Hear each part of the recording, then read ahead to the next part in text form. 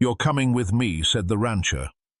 After her in-laws shaved her and left her shamed, the prairie stretched in silence beneath a dull winter sky, the kind of silence that pressed on a man's chest, as if the land itself carried sorrow too heavy to speak aloud. Dry grass bowed in the wind, brittle and colorless, and the dirt road cut through it like an old scar, leading nowhere but into emptiness. At the far edge of this road rode a rancher, his hat low, his coat pulled close, his breath curling faint in the cold. He had ridden this path 100 times before, yet today there was something that pulled his reins tighter, something that made his eyes narrow as he scanned the land. He slowed his horse near the bend, where the fence posts leaned broken, where a patch of earth looked disturbed, as if the land itself had witnessed a cruelty and could not keep still. That was when he saw her. She was crouched low near the ditch, a figure wrapped in rags, trembling against the wind. Her head was bare, shorn raw, the scalp showing pale against the cold, and strands of uneven hair clung to her cheeks as though they had been hacked away without mercy. Her face was hidden in her hands, shoulders shaking in silence. There was no sound of crying, no voice rising in protest, only the heavy stillness of someone emptied of all strength. The rancher's horse shifted uneasily, as if sensing the weight of shame hanging over the woman like a storm cloud. He dismounted slowly, boots crunching against frozen dirt, his shadow falling long over her small frame. For a long moment he said nothing, only looked. The marks on the ground told their story without words. Dragged footprints, torn cloth, a handful of hair trampled into the mud.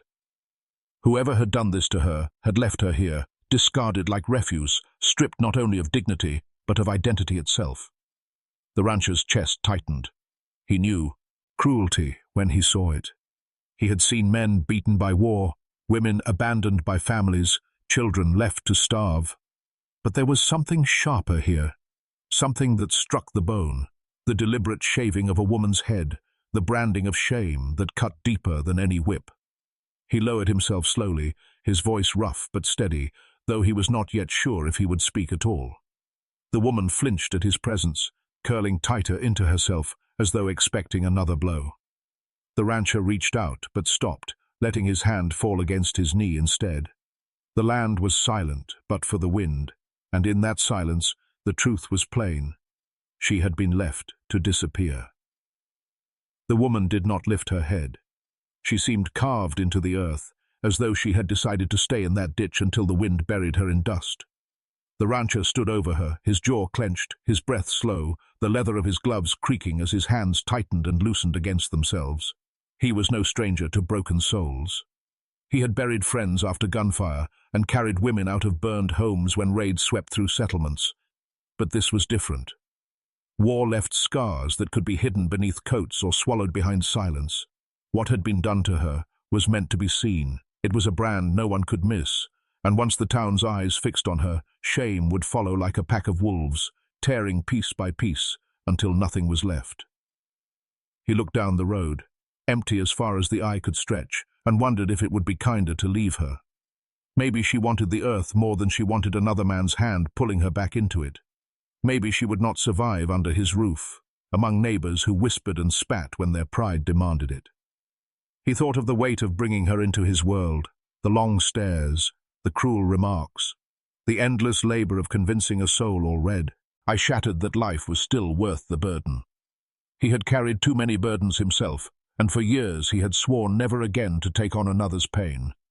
His ranch was a place of work and silence, not of broken hearts in need of mending. Yet as he turned away, his eyes caught the pale scalp beneath the streaks of uneven hair, and something inside him stirred. He remembered another face, not hers, but one that lived in his memory like a ghost. Years ago, a woman he had once loved had stood in their cabin doorway, her body shaking after a fever took their only child. She had cut her hair with her own hand, as if punishing herself for what she could not control. He had watched her unravel, watched her eyes sink until no light remained.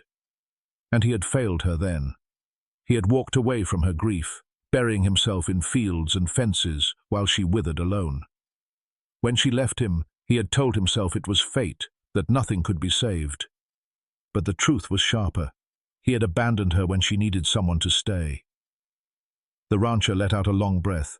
His boots shifted in the dirt and he crouched again, this time with steadier hands. He knew he could not undo what had been done to the woman before him. He could not erase the shaved scalp or the bruises beneath her clothes. But he could make a choice that he had not made once before. He could refuse to let another woman's shame swallow her whole while he turned his back and rode away. He leaned closer, his voice low, his words carrying more weight than he meant them to. "You're coming with me," he said. It was not a command, nor was it a plea. It was the hard decision of a man who knew the cost of walking away and had decided he would not pay it twice. The woman did not move when he spoke, but her shoulders quivered as though the words carried a weight she had forgotten language could hold. The rancher rose to his feet, scanning the horizon. The wind carried no sound of riders, yet he felt in his bones that whoever had left her here had not gone far.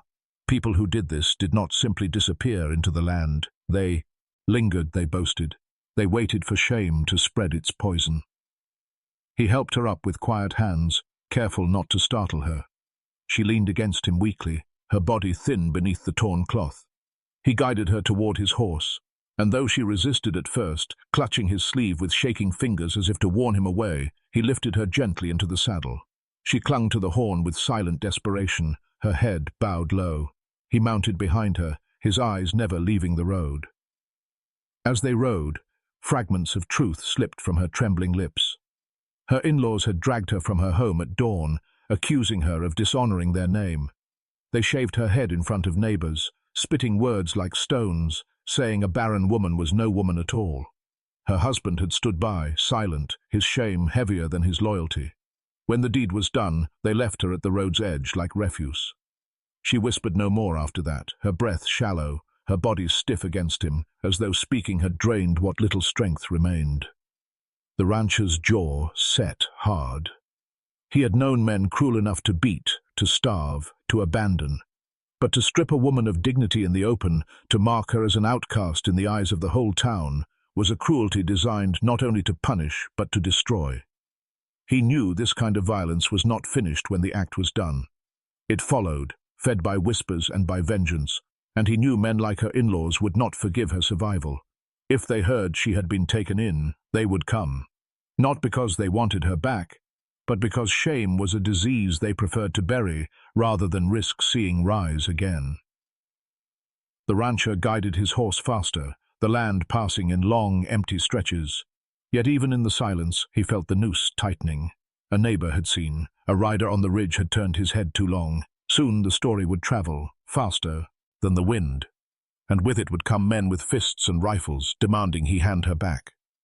He glanced down at the woman, clinging to the saddle horn like a child clings to life itself, and he understood the danger was no longer hers alone. By taking her with him, he had drawn the fire toward his own home. The threat was closing in, and with every mile, the line between his survival and hers blurred until they were one. The ranch was not much more than weathered boards and a roof patched one too many times. Yet when the horse stopped at the gate and the rancher lifted her down, it became something she had not felt in a long time, a place where no one's eyes burned with judgment. He steadied her by the arm, his touch firm but not harsh, and guided her into the small cabin. The air smelled of wood smoke and old leather. She sank onto a bench near the stove, her hands folded tightly in her lap, her shaved head lowered as if she were afraid the walls themselves might turn against her. The rancher said little. Words had never been his strength, and he knew they would mean little now. Instead, he busied himself with simple tasks, lighting the fire, laying bread and a pot of beans on the table, filling a cup of water, and setting it before her. She did not drink at first, but after a while she reached for it, sipping in silence, her eyes avoiding his. The faint tremor in her hands told him more than speech could. She was holding on, but just barely. Over the next days, their world fell into a rhythm. At dawn he worked the fields and returned to find her sweeping the floor or folding his few clothes, small acts that carried the weight of gratitude she could not yet voice. One afternoon, he set an old rifle across the table and showed her how to hold it. She flinched when her fingers first touched the metal, but he did not rush her. He guided her gently, his hand steadying hers, showing her how to aim at the fence post in the distance. The shot cracked the stillness, the bullet lodging wide, but a flicker passed across her face, something between fear and pride. For the first time, she had power in her hands, however fragile. Nights were quieter still. They sat near the fire, the glow soft against the cabin walls. Their silences no longer heavy with mistrust, but filled with unspoken understanding. One evening, while mending a torn shirt, she noticed the scars on his forearm, thin white lines crossing like broken maps. She traced them with her eyes, but not her hand, and he saw the question she did not ask. He spoke only once about them, his voice low, telling her they came from a time when men beat prisoners not for what they had done, but for what they represented. He said no more, yet she understood. Pain had been his teacher, as it had been hers. In those moments, a bond formed, quiet and strong, like a rope knotted in the dark. It was not romance nor pity, but the recognition of two souls carrying burdens too heavy for one. She found herself leaving food aside for him, waiting by the door when he returned from the fields, watching the horizon as though guarding more than his land. And he, though he never said it, began to think less of her as a burden and more as a shadow he would not want to lose. For the first time in years, the cabin did not feel like a place for one.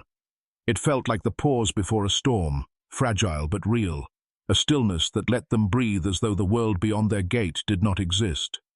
It was almost peace, and both of them knew peace never lasted long. The first sign came at dusk, when the horizon darkened not only with the coming night, but with the figures of riders drawing near. The woman was by the stove, stirring a pot of beans, when the rancher's gaze fixed hard on the ridge. He did not speak, but she followed his eyes, and the spoon clattered from her hand as she saw them, 6 men on horseback, their shapes cutting against the fading light like black knives. Dust rose behind them, a small storm trail in their advance. He stepped outside, the boards of the porch groaning beneath his boots. He lifted the rifle he had left leaning by the door, working the lever with a calmness that came not from fearlessness, but from a man long accustomed to facing the kind of choices that split lives in two. The woman hovered in the doorway, her breath sharp, her hands clutching the frame as if holding it shut could bar the world out. The riders stopped at the gate, the leader a thick-shouldered man with a cruel jaw and eyes that gleamed with ownership. Her brother-in-law. He spat into the dirt and shouted, his voice carrying across the still air, "She belongs to us. Hand her over." His words rang like iron shackles, heavy with the arrogance of men who believed shame was theirs to carve, and women theirs to discard or reclaim at will. The rancher stood tall, rifle in hand, his silhouette outlined by the last streaks of red sky. "She's not yours," he said quietly, though the quiet was more dangerous than a roar. The men laughed, their hands twitching near their belts, the sound hollow and sharp. One called him a fool for harboring filth, another swore the whole town would turn on him for protecting her. The standoff stretched thin. The rancher's finger rested near the trigger, but his mind raced through the cost. He could fire and fall with bullets riddling his chest. He could yield and hand her back to a fate worse than death. Between the two lay the sliver of choice that defined him. He turned his head slightly, just enough to see her face in the doorway. Eyes wide, lips parted, terror mixing with something else, something close to disbelief that he would stand there for her at all. Then the twist came. The leader spat again, grinning with teeth like yellowed stone, and snarled, "You think she's barren? She's carrying a child. Not my brother's, not any of ours. That's why she was cut down, left to rot. Better you bury her yourself than taint our name further." The words fell like stones into silence, the air itself tightening. The woman gasped, her knees buckling as though his secret had been torn from her flesh. The rancher's chest hardened. In that instant he understood. This was not about honor but cruelty, sharpened by a hidden truth. Whatever her past, whatever seed grew inside her, it did not change what had been done, nor what must now be done. He raised the rifle, voice firm as steel. She stays. If you want her, you'll have to climb over me." The moment snapped. The men spurred forward, hands reaching for weapons, dust and shouts breaking the air. The first shot cracked, echoing through the land like thunder, and the stillness of the cabin was shattered forever. The echo of the shot rolled across the plains, fading into the hills like the last growl of a storm. One man fell from his saddle, clutching his side, his cry swallowed by the dust. The others pulled up hard, their horses rearing, eyes wide with the sudden truth that the rancher was not bluffing. The leader's grin slipped into something uglier, fear masked by rage, but he did not advance. He spat into the dirt, shouting curses, yet his men shifted uneasily, glancing at the fallen rider who now lay groaning in the road. The rancher kept the rifle steady, his breath measured, his boots rooted to the porch, as if he were part of the land itself. Behind him, the woman clung to the doorway, her shaved head glinting faintly in the dying light, her eyes fixed on the men who had stripped her soul bare. She did not speak, but the trembling of her hands told the story of everything she remembered and everything she feared. The leader hesitated too long, and the silence broke him. He pulled his reins sharply, turning his horse away, muttering something low to his men. One by one they followed, some glaring back, some avoiding the rancher's gaze altogether. Dust rose behind them as they disappeared into the horizon, leaving the wounded man groaning on the ground. The rancher stepped forward, rifle still in hand, and the wounded rider crawled into the dirt, dragging himself toward his retreating kin until they finally lifted him onto a horse and vanished. When the last hoofbeats faded, the world grew unbearably quiet. The rancher lowered his rifle and leaned it against the railing, his shoulders sinking as though the weight of the decision pressed down all at once. He did not cheer victory, he only breathed out, slow and ragged, his chest heavy with the knowledge that the storm was not gone. It had only passed for now. Inside the doorway, she remained frozen, her eyes wet but her face rigid, as if she dared not allow relief to soften her. He turned toward her, and for a moment their eyes met in the fading light. No words were spoken. None were needed. In that silence, something passed between them, an unspoken pact, as real as blood spilled on earth. He gestured toward the fire inside, his movement small but certain, and she stepped back into the cabin. The rancher followed, closing the door behind him, shutting out the empty road where shadows had nearly claimed her. They sat near the fire without speaking, the flames flickering against the walls, the air thick with smoke, and the unshakable truth that everything had changed. Outside, the land returned to stillness. The dust settled. The night deepened. And in the fragile quiet that remained, they sat together, two souls scarred, two lives entangled, bound by a moment of defiance that had nearly cost everything, but instead had given them the only chance they had left. Winter melted into spring, and the land softened, though the scars of what had happened lingered like shadows at the edge of every sunrise. The ranch did not grow larger, nor did life become easier, yet it carried a different kind of stillness now, one shared between two souls who had chosen to remain when all reason had told them to flee. The woman moved about the cabin with a steadier step, her hands finding rhythm in chores, her shaved head slowly hidden by the soft return of hair. She no longer sat with her shoulders curled inward. She stood straighter, her silence less a cage and more a shield she chose to lower when she wished. The rancher watched these changes without speaking of them. He did not need to. In the evenings, when the fields fell into shadow and the fire crackled low, she would sit across from him and their eyes would meet. A quiet recognition of battles survived. Sometimes she placed a hand against her belly, the faint swell no longer something she tried to hide. He saw the gesture and did not ask questions because answers no longer mattered. What mattered was that she lived, that she had not been buried in shame, and that whatever future came, it would come beneath a roof that had chosen her instead of cast her aside. Neighbors spoke less over time. Rumors that once spread like wildfire dimmed when no fuel remained, when the rancher kept to his work and dared anyone to challenge the sanctuary he had built. The men who had ridden to his gate never returned, and though their absence did not erase the danger, it gave the land a chance to breathe again. One night, As the wind pressed against the windows and the sky stretched dark above the plains, she placed bread on the table, and he poured water into a single cup. They sat together in silence, two survivors bound not by blood, but by choice, their lives reshaped by one act of defiance on a lonely road. And when the night deepened and the fire burned low, the rancher looked at her across the glow and knew that what began in shame had ended in something neither of them had thought possible. A fragile kind of peace. The last sound was not words, but the quiet crackle of the fire, fading like the final note of a violin, leaving behind only the weight of what had been endured and the echo of what it meant to endure together.